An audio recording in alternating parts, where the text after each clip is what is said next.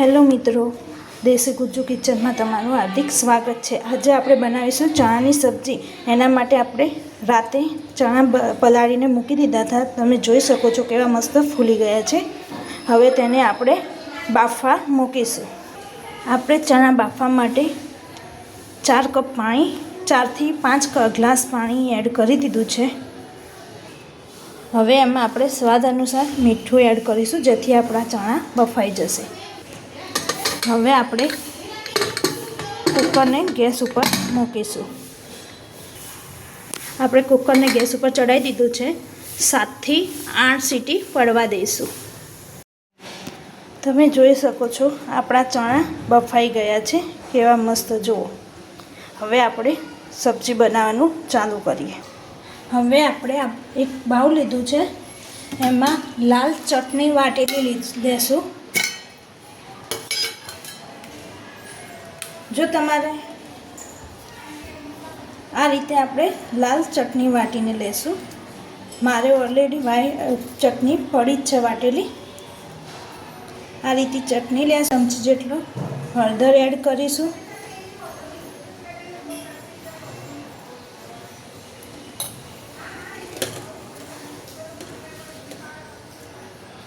અને સ્વાદ અનુસાર મીઠું એડ કરીશું। જો આપણે થોડું બાફવામાં નાખ્યું હતું એટલે માપનું નાખીશું। હવે આપણે થોડું પાણી એડ કરીશું આ રીતે, અને મિક્સ કરીશું મસાલા, જેથી આપણા મસાલા મસ્ત ફૂલીને તૈયાર થઈ જાય। અને આ રીતે તમે બનાવશો સબ્જી તો ખૂબ જ સરસ અને સારી બનશે।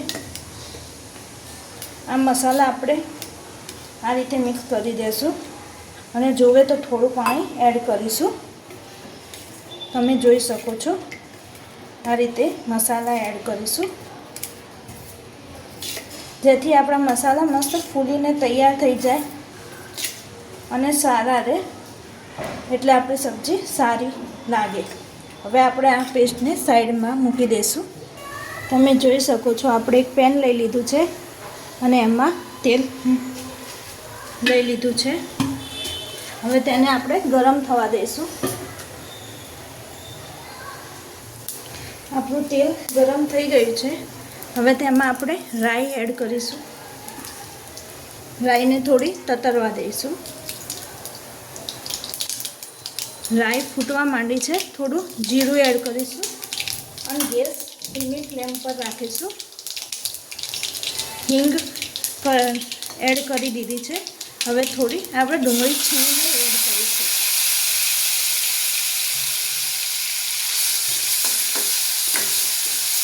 આ રીતે આપણે છીણેલી ડુંગળીની પેસ્ટ બનાવેલી છે એ એડ કરીશું। પેસ્ટ બનાવેલી આ રીતે એને સાતળશું।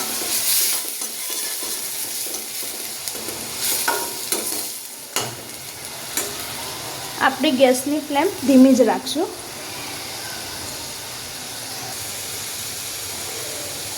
આપણી ડુંગળીને આપણે ગોલ્ડન બ્રાઉન થાય ત્યાં સુધી ચડવશું ધીમા ગેસે। હવે આપણે તેમાં આદુ, લસણ અને મરચાંની પેસ્ટ બનાવી હતી એ એડ કરી દઈશું। તમે જોઈ શકો છો, અને મિક્સ કરી દઈશું।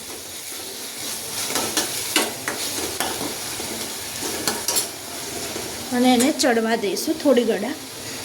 અને આપણે મીઠા લીમડાના પત્તા પણ એડ કરીશું હવે થોડા આ રીતે।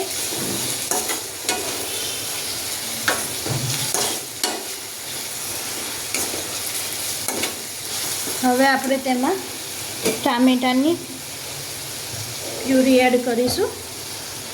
તમે જોઈ શકો છો આ રીતે મિક્સ કરી લઈશું। જે મસાલા તૈયાર કર્યા હતા એ મસાલાને એડ કરી દઈશું।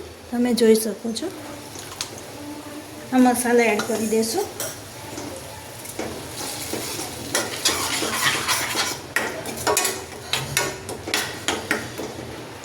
હવે આપણે તેને ચડવા દઈશું થોડી ઘડા, તેલ છૂટું ના પડે ત્યાં સુધી। તમે જોઈ શકો છો આપણા મસાલા થોડું થોડું તેલ છૂટું પાડવા માંડ્યા છે. આપણે આ રીતે વચ્ચે હલાવતા પણ રહીશું જેથી મસાલા ચોંટી ના જાય નીચે.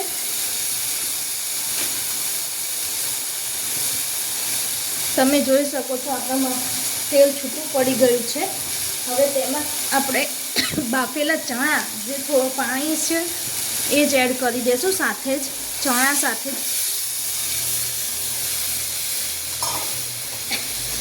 બાફેલું પાણી હતું તે જ એડ કરી દીધું છે સાથે. અને હવે થોડો આપણે ચણા મસાલો એડ કરીશું.